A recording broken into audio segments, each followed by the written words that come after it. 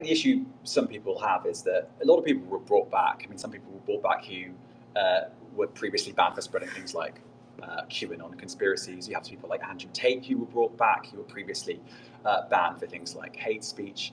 Do you think you prioritize freedom of speech over misinformation and hate speech? Well, who's to say that something is misinformation? Who is the arbiter of that? Is it the BBC? You're literally asking me. Yeah. Well, no. You are the arbiter on Twitter because you own Twitter. Yes, I'm saying who is to say that one person's misinformation is another person's information? The point at which you say that there is this is misinformation. Like, who is going to decide that? You accept that misinformation can be dangerous, that it can cause real-world harms, that it can potentially cause. Yeah. So the point I'm trying to make is the BBC itself has at times published things that are false. Do you agree that that has occurred?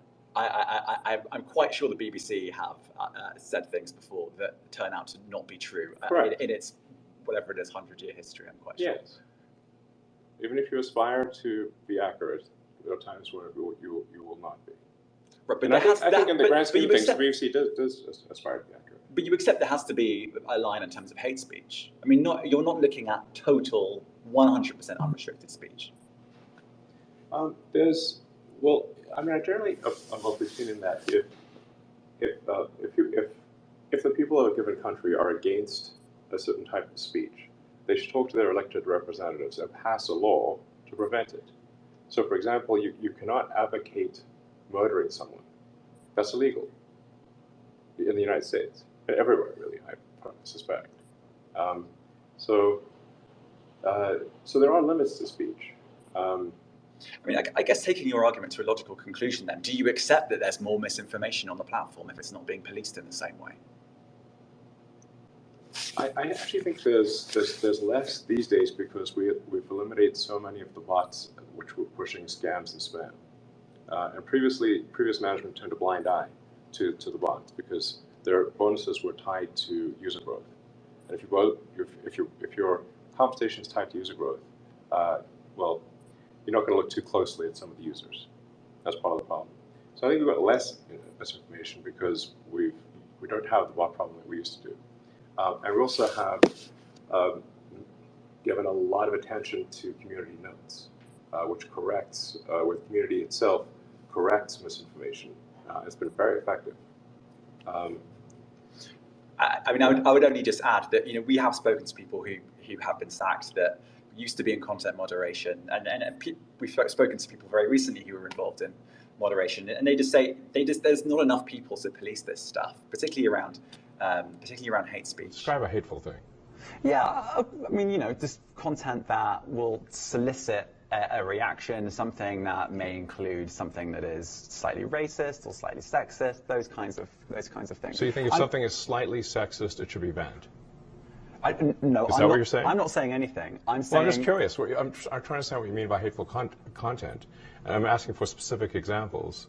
And you just said that if something is slightly sexist, that's hateful content. Does that mean that it should be banned? Well, you've asked me whether my feed, whether it's got less or more. I'd say it's got slightly more. That's why I'm asking for examples. Can you name one example? I honestly don't use.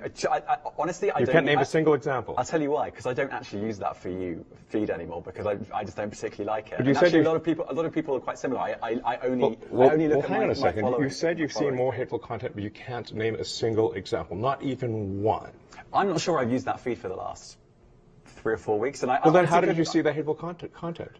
Because I've been using Twitter since you've taken it over for the last 6 months. Okay, so then you must have at some point seen for you hateful content. I'm asking for one example. Right. And you can't give a single one. And I'm saying then I say, sir, that you don't know what you're talking about. Really? Yes, because you can't give me a single example of hateful content, not even one tweet, and yet you claimed that the hateful content was high. Well, that's false. No, what I claimed. You just lied. What I claimed was.